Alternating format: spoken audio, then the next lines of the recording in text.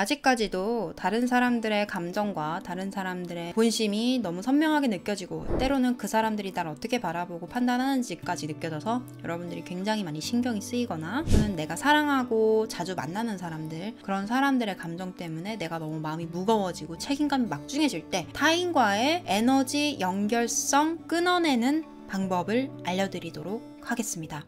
이건 단계적으로 진행을 하셔야 되는데요. 사실은 이게 그렇게 간단한 문제는 아니고요. 여러 번 연습을 하면서 감을 익히셔야 돼요. 일단 기본적으로 여러분들이 느끼려고 해서 느껴지는 게 아니라 연결되어 있는 상태이기 때문에 끊어내는 연습을 먼저 하시고 그 다음에 감도 조절을 하는 쪽으로 가셔야 됩니다. 첫 번째로 타인과의 감정적인 공명 포인트를 인식하세요. 감정적인 공명 포인트는 뭐냐면은 기본적으로 여러분들이 타인과 함께 상호작용을 할 때 그 사람과 어떤 감정적인 교류를 할 때는요 공명이 되고 있다는 뜻이에요. 공명이라는 거는요 내가 분노를 느꼈어. 그 사람도 같이 분노를 느꼈어. 그래서 우리가 지금 공명이 되어서 같은 감정을 느껴 이러기도 하지만요 완벽하게 똑같지 않은 상황에서 일어나기도 해요. 여러분들은 엄마 아빠한테 죄책감을 느끼고 엄마 아빠는 여러분들한테 책임감을 느낌으로써 그 순간 불편한 감정이 더 증폭이 되고 더 끈끈하게 연결되어 있는 느낌. 그래서 공명 포인트는 여러분들이 이 사건에 매료되고 이 사건에 끌려 들어가고 이 사건에 과몰입을 하는 감정입니다. 그 사람을 보면 느껴지는 감정들은 여럿이 있겠지만 그 중에서도 가장 큰 덩어리 또는 두 번째로 큰 덩어리 그 두 개 또는 한 개,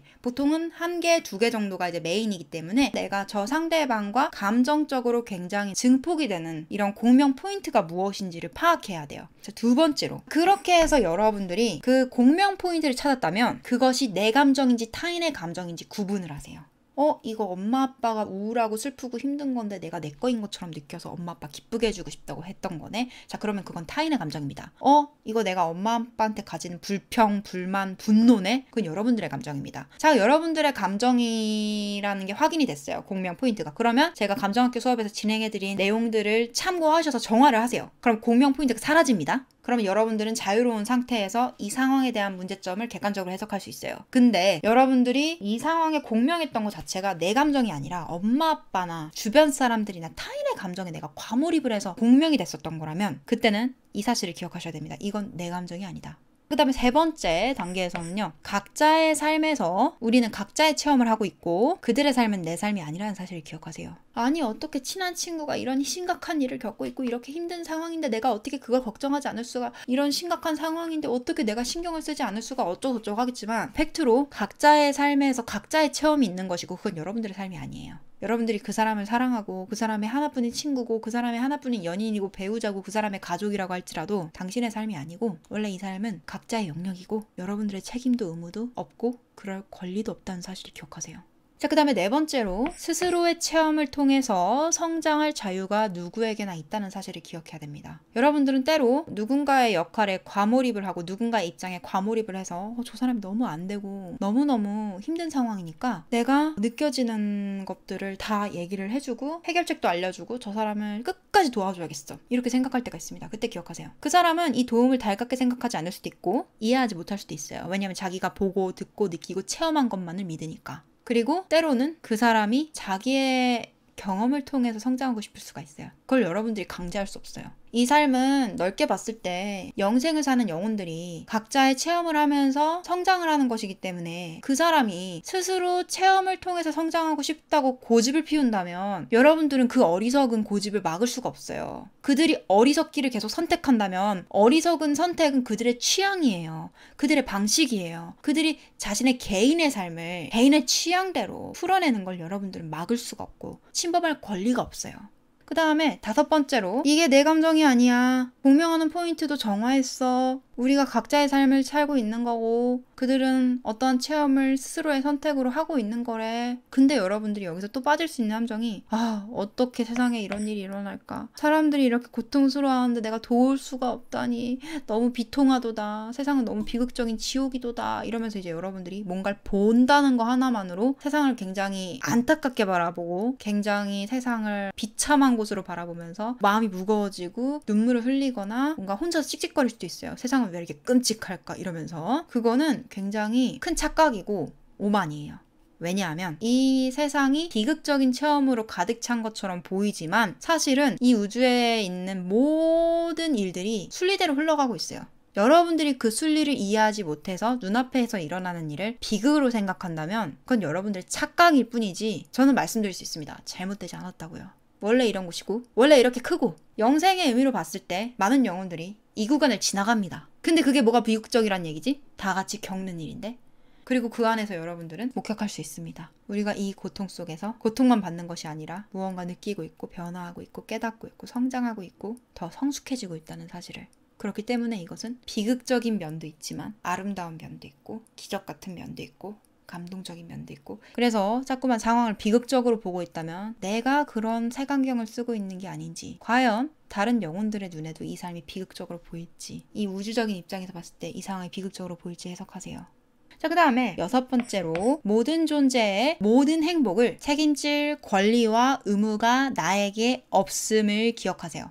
아까 제가 말했던 것처럼 모든 영혼들은 각자의 체험을 하고 있고 각자의 성장 과도기를 거치고 있고 영생 동안 우리는 그 많은 것들을 계속해서 반복하고 있기 때문에 진짜 비극 그런 건 사실 존재하지 않다는 사실 언젠가는 그 모든 것들이 여러분들이 성장하는데 자양분이 됐다는 사실을 자각하시게 될 것이고 결국에 여러분들은 사랑에 대해서 더 알아가는 과정을 거치기 위해서 힘든 시간과 외로운 시간 결핍에서 허덕이는 세월들을 사셨던 것이고 영혼의 영유아기 시절에는 누구나 그런 고통을 겪는답니다. 그렇기 때문에 주변에 살아가는 많은 저파장을 가진 사람들, 저진동의 에너지를 방출하는 사람들, 주파수가 낮은 사람들, 여러분들 포함해서 저차원 행성에서 살아가는 존재들은 더 많은 부정적인 에너지를 느끼고 발산할 수밖에 없으며 그 사람들이 완벽하게 행복해지는 순간은 굉장히 이루기 어려우며 자신의 한계를 스스로 깨트리고 마인드 컨트롤에 능통해지고 이 삶의 비밀에 대해서 파악함으로써 과도하게 세상에 휘둘리지 않으면서 자신의 삶을 건강하게 받아들이고 어느 정도 이해한 사람만이 자신의 변치 않는 행복을, 변치 않는 마음의 평안을 유지할 수 있다는 사실을 기억하면 여러분들은 자신 하나의 행복도 책임지기 버거워할 것이고 남들의 행복을 책임질 권리도 의무도 나에게 없지만 그럴 힘도 없다는 사실을 기억하시게 될 겁니다. 그래서 여러분들이 타인을 잠깐 기쁘게 해줄 수는 있어도 영원히 불변하는 평안함과 행복함을 여러분들만의 개인의 의지로 만들어주기는 할 수가 없는 거예요.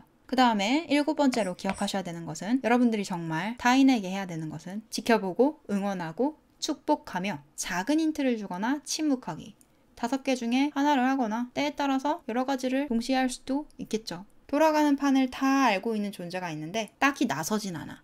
딱히 어떤 행동을 하진 않아. 판을 이해하고 때때로 적절하게 나서서 자기가 원하는 흐름을 만들어내는 거. 그게 여러분들이 가져야 되는 태도예요. 막 나서가지고 뭐 해결해주겠다, 내가 다 치유해주겠다, 내가 다 사랑해주겠다, 불쌍한 당신들을 구제해주겠다. 이거는 착각이고 오만이고 절대 안 되는 일이에요. 여러분들에게는 그 정도의 에너지와 힘과 체력이 없어요. 만약에 여러분들이 그들에게 많은 사랑을 채워줄 수 있다는 것만 어필을 하고 그들의 어리광만 받아준다면 그들은 여러분들에게 기생하기 시작할 거예요. 그리고 여러분들은 그 기생을 감당할 수 없을 겁니다. 마지막으로 8번째는요. 모든 순간 많은 사람에게 관여하려던 마음을 내려놓으세요. 오지랖 내려놓으세요. 참견하려는 거 내려놓으세요. 여러분들은 그냥 봤을 뿐이에요. 느꼈을 뿐이에요. 착각하지 마세요. 나한테 그런 걸 할 사명감이나 의무가 있다고 착각하지 마세요. 그 다음에 에너지 민감도 조절을 할 때는요. 이렇게 자꾸 여러분들이 내가 타인과 자꾸 공명되는 이유들을 스스로 발견을 하시고 그걸 끊어내시고 현실을 깨닫고 뒤로 물러나고 이 상황을 더 멀리서 멀찍이 관조하고 바라보다 보면은 에너지 흐름이 서서히 이제 분리가 되기 시작하면서 끊어지게 됩니다. 과몰입 상태가 더 많이 흐려지고 빠져나오게 되는데요. 이때 더 완벽하게 컨트롤을 하려면 에너지 민감도를 조절하는 핵심 포인트를 기억하셔야 돼요. 에너지 민감도를 조절하는 핵심 포인트는 5가지가 있습니다. 첫 번째로 타인의 감정이 느껴진다고 해서 대신 해주거나 해결해 주려고 하지 말 것. 이 사실을 기억하시고 두 번째로 각자의 삶을 온전히 감당해내야 할 의무가 우리 모두에게는 있다는 사실을 이해하세요. 제가 이렇게 말하면 이해가 안 돼요. 머릿속에 들어왔지 이해는 안 돼. 근데 앞으로 여러분들이 내일 모레 일주일 한 달 동안 그냥 다른 사람들을 관찰하세요. 여러분들이 사랑하지만 마음 아프다고 느끼는 가족들을 관찰하세요. 그러면서 그 사람들이 아프고 힘들 때마다 여러분들은 자꾸만 나서고 싶을 거예요.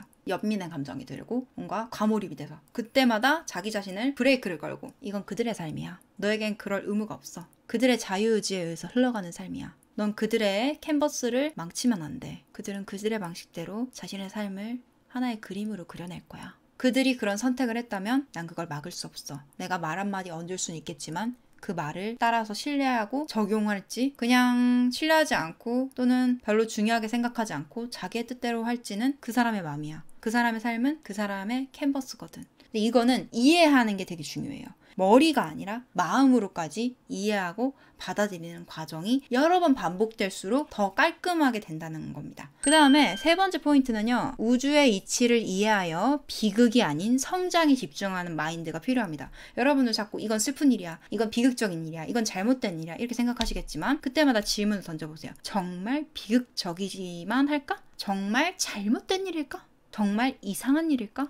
이 세상에 이런 일이 일어난다는 것 자체가 이상한 일이 아니라는 뜻 아닐까? 우주적인 의미로 많은 영혼들이 성장하고 있다는 그 포인트에 집중하셔서 이게 행복한 일인지 불행한 일인지 판단하기보다는 우리는 무엇을 통해서 어떤 성장을 거치고 있는가? 우리는 왜 이런 고통스러운 체험을 통해서 어떤 성장을 하려고 하는가? 어떤 성장을 의도치 않게 본의 아니게 하고 있는가? 이런 것들을 더 집중하시는 게 여러분들에게 넓은 시야를 선물해 줄 수 있습니다. 그다음에 네 번째로 자기 자신에게 최고의 중요도를 부여하셔야 됩니다. 여러분들이 자꾸만 다른 사람들의 감정과 다른 사람들의 입장에 공감이 되고 과몰입이 되고 연결이 될 때마다 여러분들 자신이 뒷전이 되고 남들이 불쌍해서 어쩌고 저쩌고 하면서 내 시간과 에너지와 내 마음과 내 지혜로움을 여러분들의 모든 체력을 다 남들한테 다 쏟아주고 여러분들에게 쓸 게 없을 수가 있어요. 그렇기 때문에 그들의 것은 그들이 감당하고 내 게 아니야. 이런 식으로. 여러분들 입장에서는 누굴 도와주고 싶고 사랑하고 싶고 그럼 난 뭘 해야지? 무슨 생각을 해야 되지? 다 남들의 삶이고 내가 참견하지 말라 그러고 내 거가 아니라 그러고 그럴 힘이 없다고 하면 날 뭘 해야 되지? 뭘 하긴요.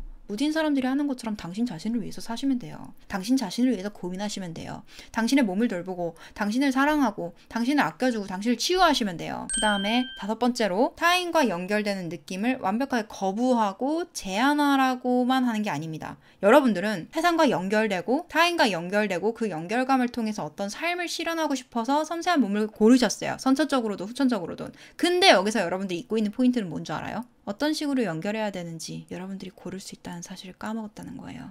내가 원하는 때에 내가 원하는 방식으로 매우 긍정적이고 아름답게 연결될 자유가 여러분들에게도 있습니다. 여러분들은 자신이 누군가에게 연결할 수 있는 징검다리의 역할을 할 수 있다는 사실을 이 센서를 자기가 원하는 때에 원하는 방식으로 연결하고 연결하지 않고 조절할 수 있어야 됩니다. 그렇지 않나요? 연결을 조절한다는 게 결코 나쁜 게 아닙니다. 불쾌한 연결이라면, 필요하지 않은 연결이라면, 느껴도 해결책을 알 수가 없고 해결책을 알아도 해줄 수가 없다면 느끼지 않는 게 답 아닐까요? 느낌을 흐리게 하는 게 답 아닐까요? 여러분들이 누군가와 긍정적인 흐름으로 연결하고 싶을 때 그 흐름을 만들어낼 수 있는 게 여러분들의 가장 좋은 권리이고 능력이에요. 여러분들이 영혼에 대한 이야기를 알지 못한다면, 이 삶의 비밀에 대해서 알지 못한다면 여러분들은 자신의 섬세함에 대해서 결코 이해할 수 없을 겁니다. 끊임없이 남들을 연민하고 책임감을 느끼면서 자신을 희생하면서 평생을 소모시키다가 살다 가겠죠. 그렇기 때문에 섬세한 사람들에 대해서 많은 사람들이 무지하고 자신의 섬세함을 다루지 못할 수밖에 없는 시대인 거예요. 섬세함을 해석하려면요, 우주에 대한 이야기, 그리고 그 우주에서 떠돌아다니면서 살아가고 있는 영혼들의 이야기가 빠질 수가 없거든요. 여러분들은 자신의 섬세함을 조절할 때에 있어서 타인의 상황과 타인의 감정에 과몰입하는 것을 우주의 이치를 이해하지 않고선 절대로 끊어낼 수 없을 겁니다.